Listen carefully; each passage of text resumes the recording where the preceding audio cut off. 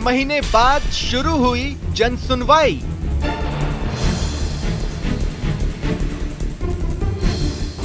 पहले दिन मिली 250 शिकायतें। तबादले, प्रमोशन, पेंशन के मामले सुने गए।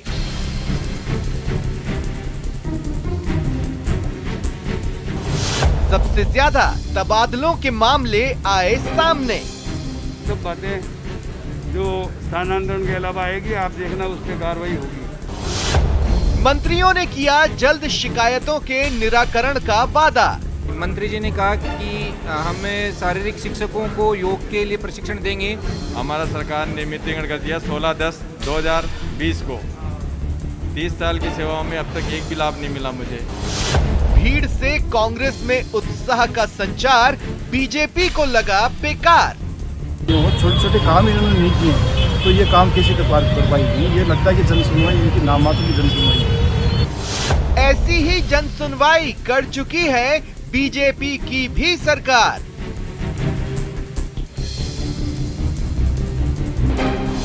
जन सुनवाई, कितने जन कितनी सुनवाई।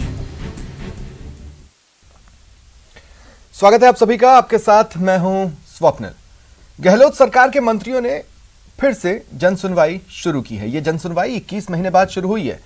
पहले ही दिन उम्मीद से ज्यादा भीड़ उमड़ी। मंत्री बीडी कल्ला और सुखराम बिश्नोई ने लोगों की समस्याएं सुनी, जल्द निराकरण का वादा किया। पहला दिन मंत्री बीडी कल्ला और श्रम मंत्री सुखराम बिश्नोई ने जन सुनवाई की। पहले दिन करीब 250 लोग पहुंचे फरियादें लेकर। कोई तबादले का तलबगार था, कोई संविदा कर्मी स्थायी होने की उम्मीद में आया, कोई अटकी हुई पेंशन की बहाली की मांग लेकर आया, तो कोई पदोन्नति के मुद्दे को लेकर पहुंचा। अब सवाल उठता है कि वाकई जन सुनवाई से समस्याएं सुलझती हैं या ये सिर्फ रस्म अदायगी है। आज बात इसी पर। मेरे साथ जो गेस्ट जुड़ रहे हैं आपको इंट्रोड्यूस करवा देता हूं। आर तिवारी जी कांग्रेस नेता हैं, मुकेश पारीक जी बीजेपी नेता हैं और कुछ ही देर में वरिष्ठ पत्रकार अवधेश आकोदिया हमारे साथ जुड़ेंगे। आप सभी का स्वागत है न्यूज 18 राजस्थान पर। तिवारी जी, आपसे शुरुआत करना चाहता हूं। देखिए, लोग तबादले के लिए पहुंचे, पेंशन के लिए पहुंचे, अपनी छोटी मोटी समस्याओं को लेकर पहुंचे। क्या ये नहीं बता रहा है कि सिस्टम ट्रांसपेरेंट नहीं और गुड गवर्नेंस के दावे हवा हवाई हैं? स्वप्निल, आप इस बात को आप धन्यवाद दो कि जनतंत्र में जनता का दबाव, तंत्र यानी शासन के उन साथियों पर जो कर्मचारी हैं, जो आदेशों की क्रियान्वित करते हैं। राजस्थान के जननायक अशोक गहलोत की सरकार ने अपनी पिछली बार में भी पूरे देश में पहली बार जन सुनवाई का कार्यक्रम रखा था। मैं ये पूछ रहा हूं कि अगर छोटी छोटी बातों के लिए लोग पहुंच रहे हैं, इसका मतलब है ना कि आपका जो गुड गवर्नेंस जो आप कहते हैं, लोगों की अधिकारी सुन रहे हैं, काम हो रहे हैं, उसमें कहीं तो प्रॉब्लम आ रही है। तो स्वप्निल स्वीकार करते हैं कि 100 के 100 नंबर तो हमने कहा नहीं कभी भी कि कांग्रेस का सुशासन अब कोई समस्या ही नहीं है। शहर गांव, शहर प्रशासन शहरों की ओर, प्रशासन गांवों की ओर भी उसी कारण से लगाना पड़ा। ये जो ब्यूरोक्रेसी है, तो आप ये सोचिए कि कितनी बुरी स्थिति थी, अपने हिसाब से चलती है। प्रशासन गांव के संग शहरों के अभियान के बावजूद जन सुनवाई लगानी पड़ी ताकि लोग पहुंच सकें, अपनी बात रख सकें।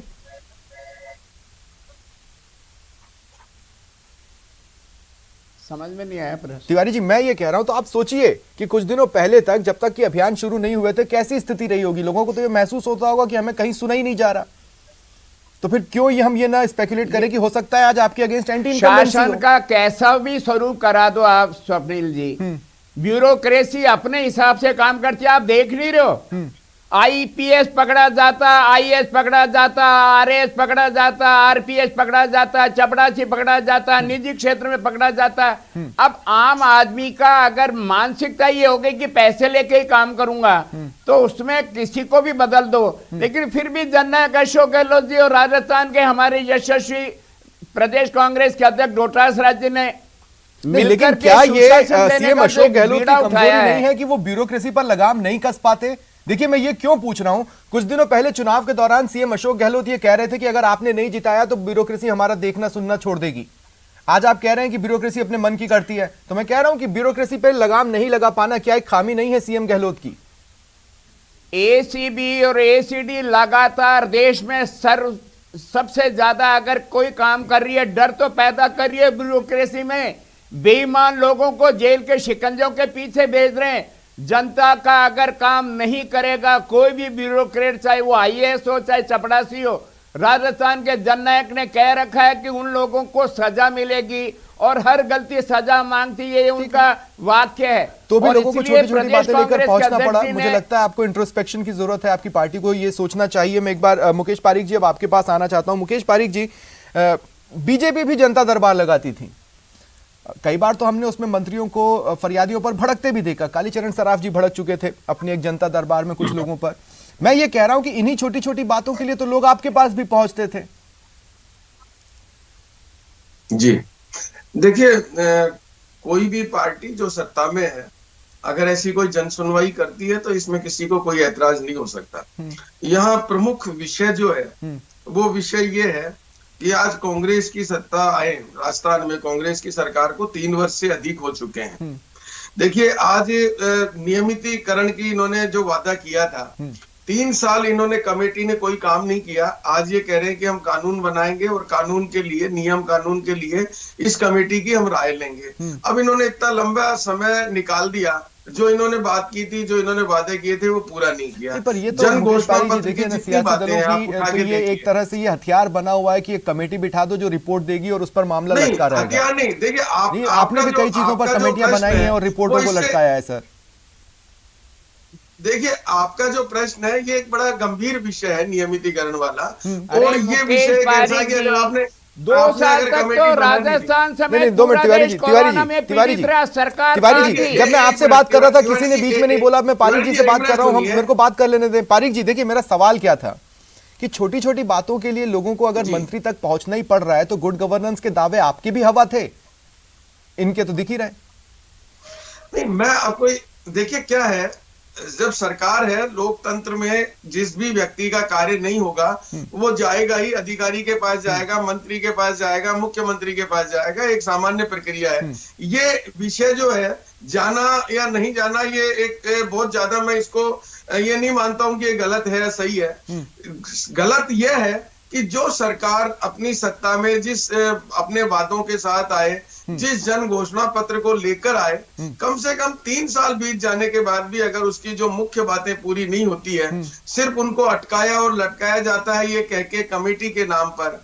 बेरोजगारों के देखिए राजस्थान के जननायक ने तो आपको कह रहा हूं कि इस विषय पर भी हम आकर बातचीत करेंगे। आज की चर्चा में जनसुनवाई को बुलाइए तो मैं जनसुनवाई को रुकना चाहता हूं, क्योंकि जनसुनवाई से जुड़े कुछ ऐसे पहलू हैं जो जनता के बीच जाना जरूरी है और लोगों को भी ये सोचना होगा कि आखिर ये जनसुनवाई के नाम पर होता क्या है। मैं इसलिए आज की डिबेट को लेकर आया हूं। मुकेश पारीक जी, मुकेश जी देखिए, मैं एक सवाल आपसे ले रहा हूं।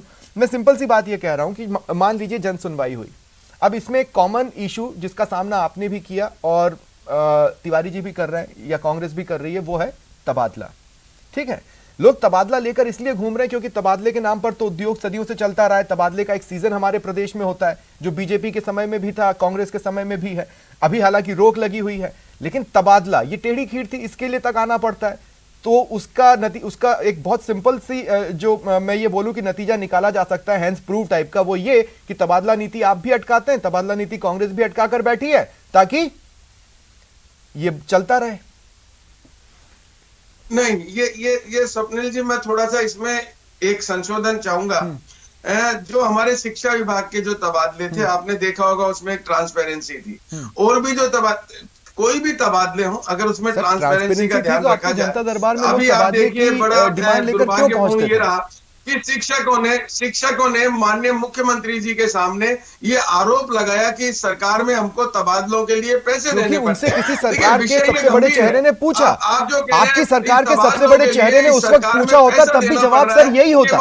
क्योंकि आप देखिए जन सुनवाई में आपके समय में भी लोग तबादले की चीजें लेकर पहुंच रहे थे, इनने पूछ लिया, बहुत अच्छा किया, आपने तो पूछा भी नहीं था। हमारे समय में मुख्यमंत्री जी को उसने कर्मचारी ने, शिक्षक ने ये नहीं कहा कार्यक्रम में कि मेरे को पैसे देके तबादला कराना पड़ रहा है। आप सोचकर देखिए सरकार के क्यों संवाद स्थापित नहीं हो पाया। आप सोचकर देखिए मुकेश पारीक जी, क्यों संवाद स्थापित नहीं हो पाया। तिवारी जी, अब मैं आपके पास आ रहा हूं। तिवारी जी, मेरे को एक बहुत सिंपल सी बात का जवाब दीजिए। मैं आपसे ये कह रहा हूं, अगर कोई भी व्यक्ति थोड़ा सा परेशान है और वो मंत्री के पास पहुंच रहा है, चलिए मैं स्वीकार करता हूं। मंत्री कहां तक नजर रखेंगे? 250 शिकायतों पर मंत्री क्या नजर रखेंगे? अधिकारी से फोन पर ही तो पूछेंगे, अधिकारी कह देगा हो गया काम, हुआ या नहीं हुआ वो आने वाले कुछ और जन सुनवाइयों में पता चल जाएगा। गारंटी थोड़ी ना है, अधिकारी तो वही है ना जमीन पर, क्या गारंटी है? मेरी स्वप्निल जी, अब की बार प्रदेश कांग्रेस कमेटी में सरकार के साथ साथ में संगठन ने भी उसको रेखांकित किया, उसको रजिस्टर में लिखा है। और अब की बार आपने देखा होगा, कल्ला जी ने कहा कि अगली बार जब आऊंगा तो उन समस्याओं के बारे में आप दोबारा आकर के मेरे से पूछ सकते हैं। तो जवाबदेही सरकार है, राजस्थान के अशोक गहलोत की सरकार। कल जो 250 लोग आए वो 250 लोग दोबारा आपके दरबार में आए अपनी हाजिरी लगाए पता लगाने के लिए।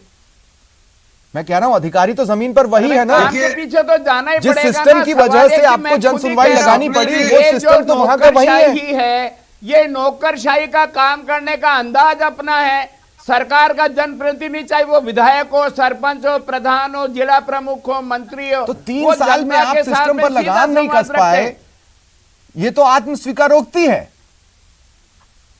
लगाम रखने, मैं कह रहा हूं नौकरशाही का अपना तरीका होता है काम करने का, उसके लिए लगातार हम कौन सुधारेगा? मॉनिटरिंग कर रहे हैं। वो चाहे तिवारी जी, भारतीय कौन जनता सुधारेगा? पार्टी का शासन हो, नौकरशाही का अपना तरीका है तो उसमें कौन सुधारेगा? सरकार ना सुधारेगी। जनता के साथ में सीधा जुड़ाव हो, जनता उसको आकर के बताए, अगर किसी व्यक्ति की परेशानी हो, ये सुनने का मादा तो कांग्रेस के मंत्रियों में है। इस बात के लिए सुनने तो का सराहना मादा है, करनी लेकिन चाहिए आपको। अब जनता में कितना मादा बनाए रखेगी अपना बार बार भीख मांगने का, मादा नहीं है, बार बार आपके दरबार में आकर मत्था टेकने का उसका अधिकार है।